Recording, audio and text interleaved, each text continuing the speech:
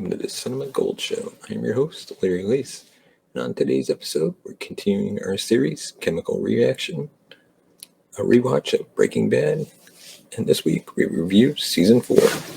But first, we'd like to thank our sponsor, Audible, for sponsoring this episode.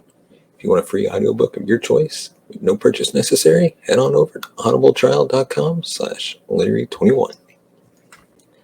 And also, we'd like to thank Poddex. If you're a podcaster looking to grow your audience and get more engagement, check out Poddex today and go to poddex.com and use the promo code Larry21 for 10% off your order. And without further ado, Season 4 of Breaking Bad. This review is simple. I loved it. Everyone loves it. Fans loved it. Newcomers love it.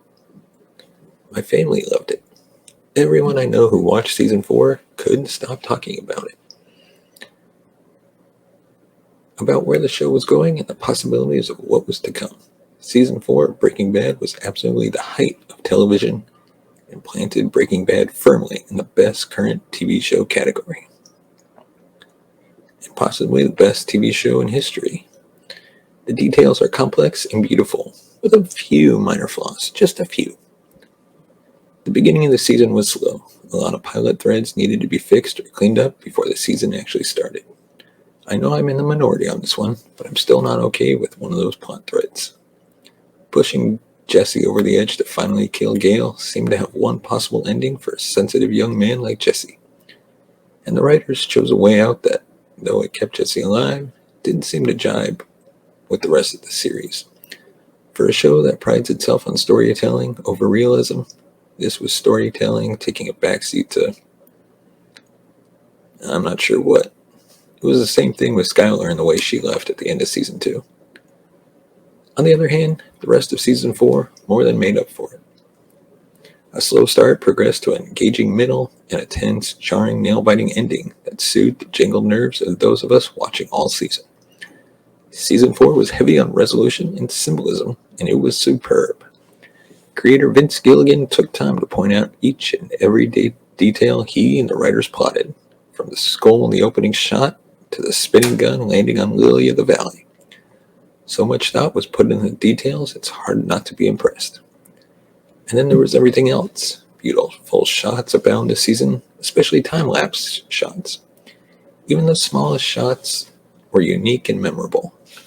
My mind keeps going back to that one of the guns spinning on the table, the discordant guitar riffs playing in the background, the cut two shots of DEA agents protecting Hank and Marie's house. The exposition was neat and tight, showing a lot more than telling and leaving the viewer to put together the clues. It's not often that a show as complex as this can survive without narration, and all credit goes to the direction and writing on that one. There were bell things thrown around everywhere, one in particular that defined the power struggle between Hector and Gus. There was utter chaos brought to order and thrown back into chaos by the most stable character of the bunch. There were many little hints of future events. Some viewers were saying things that weren't there, and still loving every moment of it.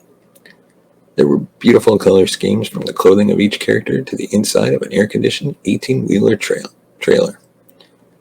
There was wonderful acting, and man, did they let the actors loose this season. Just the scenes off the top of my head. Aaron Paul in the NA meeting. Giancarlo Esposito when Gus met with Hector in the old folks' home the first time. Esposito reacting to Gus's friend partner getting shot. Dean Norris early on in this season as Hank reacted angrily over Marie getting the Fritos instead of the Cheetos. Betsy Brance's reaction in the police station after Marie got caught for stealing the little spoon, and so on. And who could forget Bryan Cranston's "I'm the one who knocks" speech. Season 4 was the perfect storm of everything working together, from the writers to the directors, to the actors, to the producers, to the cinematographers, to the freaking costume designers. It blended reality with good TV. And once it got going, it was impossible to disengage. Each episode was a potato chip, and viewers couldn't put down the bag. Even when it was at least a bit predictable, we were still on the edge of our seat. And maybe the best part going forward is the writers have a cafeteria of topics to pick up in season 5 rather than a bunch of topics they have to repair. The slate is blank because season 4 ended with so few loose threads. That's why I think the best is yet to come. We're at 0 hour, and when we look back on the series, season 4 will be its setup, and season 5 will be its punch. We're going to miss Gus, but I can't imagine season 5 being any less worthy of the pedigree of the series. Not only has this show proven to be one of the best series on TV, it got better with each passing season. Gilligan said in one of his post-season interviews that if you create 2 plus 2 and let the audience come up with 4, they'll love you forever. If he's done anything in season 4, it's proof Wilder right. So for this season, I'm going to rank it 9.5 out of 10 because it's just one amazing season. Probably one of the best seasons of TV I've seen in a very long time. But hey, give us a thumbs up if you like our video, subscribe to the channel for even more content, hit that bell notification button to be notified of future videos. And as always, if you want to support the show, buy us a coffee at buymeacoffee.com/cinemagold. And as always, thank you so much for watching and listening. We'll see you next time.